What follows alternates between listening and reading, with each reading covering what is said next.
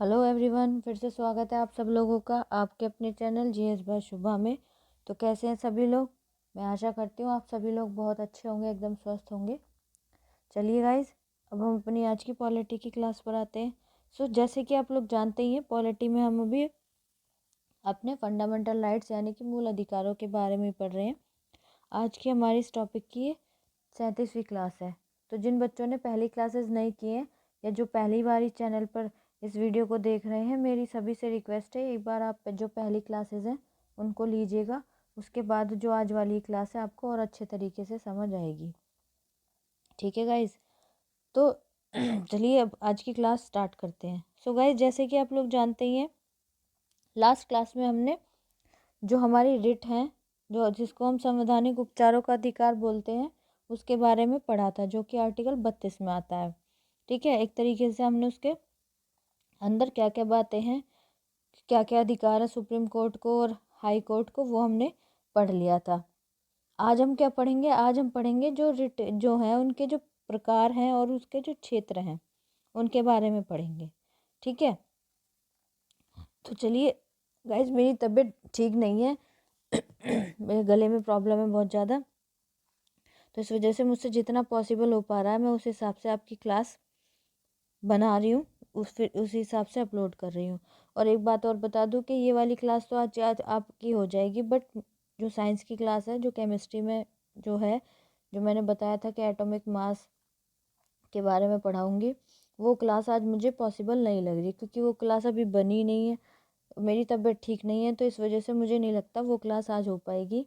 उसके लिए sorry, but कल को ज़रूर हो जाएगी आपकी वो क्लास। ठीक है, मैं टाइम से उसको अपलोड कर दूँगी। चलिए, अब हमारी जो आज की क्लास है उस पर आते हैं।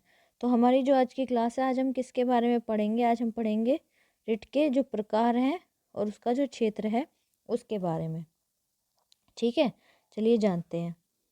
तो इसमें कहा गया है कि उच्चतम न्यायालय, जो कि अनुच्छेद 32 के तहत, एवं उच्च न्यायालय अनुच्छेद 226 रिट जारी कर सकता है। जो हमारा सुप्रीम कोर्ट है, जो उच्चतम न्यायालय है, और जो हमारा हाई कोर्ट है, जो हमारा उच्च न्यायालय है। तो सुप्रीम कोर्ट जो है वो तो आर्टिकल 32 के तहत, और जो हाई कोर्ट है वो आर्टिकल 226 के तहत रिट जारी कर सकता है। अब ये रिट कौन सी हैं? यह है, पहली है बंदी प्रत्यक्षीकरण, फिर परमादेश, प्रतिषेध, उत्प्रेरण और अधिकार परीक्षा। तो ये क्या है, हमारी 5 रिट हैं। ठीक है, तो जो हमारा सुप्रीम कोर्ट और हाई कोर्ट है वो इनको क्या कर सकते हैं, जारी कर सकते हैं।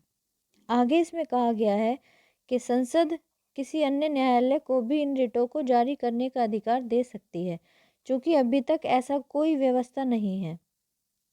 जो हमारी भारतीय संसद है, लोकसभा और राज्यसभा, वो अनुच्छेद 32 के तहत, आर्टिकल 32 के तहत क्या किसी और जो अन्य न्यायालय हैं उनको भी रिट जारी करने का अधिकार दे सकती है, लेकिन अब तक ऐसी कोई व्यवस्था हुई नहीं है।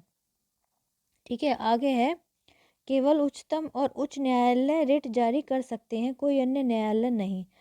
केवल जो हमारा सुप्रीम कोर्ट है और जो हमारा हाई कोर्ट है वो ही क्या कर सकते हैं, रिट जारी कर सकते हैं, अन्य कोई न्यायालय नहीं कर सकता। ओके, आगे इसमें क्या कहा गया है, आगे कहा गया है कि 1950 से पहले केवल कलकत्ता, बम्बई और मद्रास उच्च न्यायालयों में रिट जारी करने का अधिकार प्राप्त था। अनुच्छेद 226 अब सभी उच्च न्यायालयों को रिट जारी करने की शक्ति प्रदान करता है। 1950 से पहले क्या था कि जो पहले कहाँ कहाँ थे जो हाई कोर्ट्स थे, कलकत्ता, मुंबई, बम्बई जो प्रेजेंट में मुंबई है, या फिर मद्रास, इन्हीं में थे। तो 1950 से पहले जो हाई कोर्ट्स में जो रिट जारी करने का अधिकार केवल इन 3 जगह पर था, इन 3 हाई कोर्ट्स को था। कौन से? कलकत्ता, बम्बई और मद्रास। लेकिन अब जो है अनुच्छेद 226 के तहत अब सभी उच्च न्यायालयों, मतलब प्रत्येक राज्य का अपना हाई कोर्ट है, तो उनको ये शक्ति रिट जारी करने की शक्ति प्रदान करता है। कौन सा आर्टिकल? आर्टिकल 226। आई होप इतनी बात आपको क्लियर हो गई होगी। अब इसमें आगे क्या कहा गया है, आगे बताया गया है कि ये रिट अंग्रेजी कानून से लिए गए हैं। अंग्रेजी कानून कहा जाए तो जो इंग्लैंड का कानून है उससे लिए गए हैं, जहाँ इन्हें विशेषाधिकार रिट कहा जाता था। जहाँ इनको वहाँ का क्या कहा जाता था, विशेषाधिकार रिट कहा जाता था। इन्हें राजा द्वारा जारी किया जाता है, तो इनको वहाँ पर जो अंग्रेजी कानून है, जहाँ इंग्लैंड में इनको जो इंग्लैंड का राजा है उसके द्वारा जारी किया जाता है, जिन्हें अब भी न्याय का झरना कहा जाता है। जिनको वहाँ पर अब भी क्या कहा जाता है, न्याय का झरना कहा जाता है। ठीक है। आगे चलकर उच्च न्यायालय ने रिट जारी करना प्रारंभ कर दिया। आगे चलकर क्या हुआ कि जो उच्च न्यायालय है उसने क्या किया, रिट जारी करना प्रारंभ कर दिया। पहले कौन, राजा ही करता था। ये रिट लोगों के अधिकारों और स्वतंत्रता को कायम रखने के लिए असाधारण उपचार थी। वहाँ पर ये क्या थी, इंग्लैंड की बात हो रही है, वहीं के बारे में बताया जा रहा है कि पहले तो इनको राजा जारी करता था, लेकिन अब वहाँ भी जो उच्च न्यायालय है उनके द्वारा जारी करना प्रारंभ कर दिया। तो ऐसे ही हमारे भारत के अंदर जो हाई कोर्ट्स हैं उनके द्वारा भी इसको जारी किया जाता है।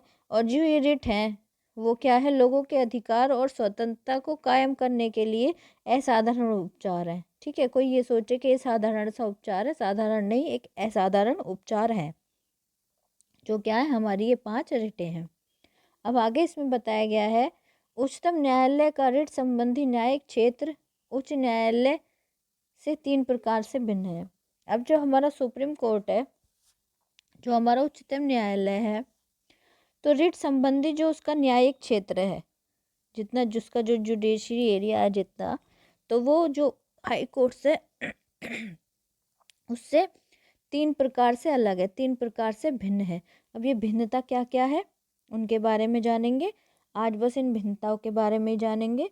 कल की क्लास में हमारी जो 5 रिट हैं उनके बारे में हम डिटेल में पढ़ लेंगे। ठीक है, चलिए अब स्टार्ट करते हैं। तो सबसे पहले कहा गया है, उच्चतम न्यायालय केवल मूल अधिकारों के क्रियान्वयन को लेकर रिट जारी कर सकता है। जो हमारा सुप्रीम कोर्ट है, उच्चतम न्यायालय है, वो केवल क्या कर सकता है, जो मूल अधिकार है उनके क्रियान्वयन को लेकर ही रिट जारी कर सकता है। जबकि उच्च न्यायालय इसके अलावा किसी और उद्देश्य को लेकर भी से जारी कर सकता है। इसे से नहीं है, इसे है। लेकिन जबकि क्या है, जो हाई कोर्ट है वो क्या है, इसके अलावा जो मतलब मूल अधिकार है, इसके अलावा किसी और उद्देश्य को लेकर भी रिट को जारी कर सकता है। किसी और उद्देश्य के प्रति यदि हम रिट डालें तो जो हमारा हाई कोर्ट है उसको जारी कर सकता है। किसी अन्य उद्देश्य शब्द का अभिप्राय किसी सामान्य कानून अधिकार के संबंध में भी है। जो किसी अन्य उद्देश्य से, मतलब जो भी अन्य उद्देश्य का मतलब है कि अन्य उद्देश्य को लेकर भी जारी कर सकता है, तो उस शब्द से मतलब है, उस शब्द से अभिप्राय है कि सामान्य जो कानूनी अधिकार होते हैं उनका हनन हुआ है। यदि उस संबंध में आप रिट डालते हैं हाई कोर्ट में, तो क्या है, उस संबंध में जो है हाई कोर्ट उसको क्या कर सकता है, जारी कर सकता है। इस तहत या फिर इस तरह उच्चतम न्यायालय के रिट संबंधी न्यायिक अधिकार उच्च न्यायालय से कम विस्तृत हैं। तो हम ये कह सकते हैं कि इस तरीके से जो हमारा सुप्रीम कोर्ट है, जो रिट संबंधी जो न्यायिक अधिकार हैं हाई कोर्ट की तुलना में कम विस्तृत है, मतलब कि थोड़े से कम डिटेल्ड है। ओके, अब दूसरा क्या आता है, दूसरा है, उच्चतम न्यायालय किसी एक व्यक्ति या सरकार के विरुद्ध रिट जारी कर सकता है। अब जो हमारा सुप्रीम कोर्ट है वो किसी भी एक पर्सन या फिर सरकार के विरुद्ध रिट जारी कर सकता है। जबकि जो हमारा उच्च न्यायालय है, जो हमारा हाई कोर्ट है, सिर्फ संबंधित राज्य के व्यक्ति या अपने क्षेत्र के राज्य को, या यदि मामला दूसरे राज्य से संबंधित हो तो वहाँ के खिलाफ ही जारी कर सकता है। जबकि जो हमारा हाई कोर्ट है, सिर्फ जो संबंधित राज्य है या फिर संबंधित राज्य के व्यक्ति, या जो अपने क्षेत्र, उसके क्षेत्र के अंदर में जो भी पर्टिकुलर जहाँ का भी वो हाई कोर्ट है, अपने क्षेत्र के जो राज्य को, या फिर यदि मामला दूसरे राज्य से संबंधित है, किसी अन्य राज्य से संबंधित है, तो वहाँ के खिलाफ ही जारी कर सकता है। और जो हमारा सुप्रीम कोर्ट है वो क्या है, एक व्यक्ति या सरकार के विरुद्ध रिट जारी कर सकता है। ठीक है, आगे का क्या इसमें है, इस तरह रिट जारी करने के संबंध में उच्चतम न्यायालय का क्षेत्रीय न्याय क्षेत्र ज़्यादा विस्तृत है।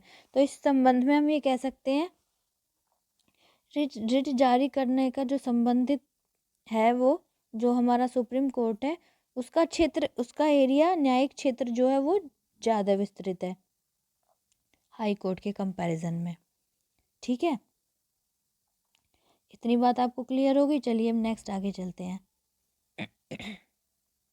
आगे कहा गया है, अनुच्छेद 32 के अंतर्गत उपचार अपने आप में मूल अधिकार है। अब जो हमारा आर्टिकल 32 है, आर्टिकल 32 है, उसके अंतर्गत जो रिट हैं यानी कि जो उपचार है वो अपने आप में क्या है, एक मूल अधिकार है, एक फंडामेंटल राइट है। इसलिए उच्चतम न्यायालय अपने रिट न्यायिक क्षेत्र को नकार नहीं सकता। इसलिए जो हमारा सुप्रीम कोर्ट है वो अपने जो उसका जो रिट न्याय क्षेत्र आता है उसको नकार नहीं सकता। दूसरी ओर क्या कहा गया है, अनुच्छेद 226 के तहत उपचार विवेकानुसार है। दूसरी ओर क्या है कि आर्टिकल 226 के तहत जो उपचार है वो विवेकानुसार है। इसलिए उच्च न्यायालय अपनी रिट संबंधी न्यायिक क्षेत्र के क्रियान्वयन को नकार सकता है। अब अनुच्छेद 226 के तहत क्या है, जो उपचार मतलब कि जो रिट है वो विवेकानुसार है। इसलिए जो उच्च न्यायालय है उसके अपने जो रिट संबंधी न्याय क्षेत्र है उसका जो क्रियान्वयन है उसको नकार सकता है, लेकिन सुप्रीम कोर्ट नहीं नकार सकता। ठीक है, आगे क्या बताया गया है, अनुच्छेद 32 उच्चतम न्यायालय के मूल अधिकारों के संबंध में उच्च न्यायालय को प्राप्त अनुच्छेद 226 के तहत शक्ति प्रदान नहीं करता। अब जो अनुच्छेद 32 है वो क्या है, जो उच्चतम न्यायालय है, उच्चतम न्यायालय का जो मूल अधिकारों से संबंधित या फिर मूल अधिकारों के संबंध में जो उच्च न्यायालय को प्राप्त 226 अनुच्छेद है उसके तहत शक्ति प्रदान नहीं करता है। ठीक है, ये नहीं है कि आर्टिकल 32 जो हाई कोर्ट के अंदर जो रिट का प्रावधान है, सॉरी हाई कोर्ट नहीं, सुप्रीम कोर्ट के अंदर, तो वो अनुच्छेद 32 के तहत जो मूल अधिकार है उस संबंध में जो हाई कोर्ट के अंदर अनुच्छेद 226 के तहत शक्ति प्रदान कर सकता है, ऐसा कुछ नहीं है। ठीक है, जो हमारा सुप्रीम कोर्ट है वो आर्टिकल 32 के तहत हाई कोर्ट को कोई भी रिट संबंधी अधिकार प्राप्त नहीं करता है। इस तरह उच्चतम न्यायालय को मूल अधिकारों का रक्षक एवं गारंटी देने वाला बनाया गया है। तो इस तरीके से हम ये कह सकते हैं कि जो हमारा सुप्रीम कोर्ट है, हमारा जो उच्चतम न्यायालय है, उसको मूल अधिकारों का रक्षक और गारंटी देने वाला बनाया गया है। तो यदि बात आती है कि जो हमारी रिट हैं, जो उपचार हैं, उनका रक्षक कौन है, तो उनका रक्षक क्या कौन है, हमारा जो सुप्रीम कोर्ट है, हमारा जो उच्चतम न्यायालय है।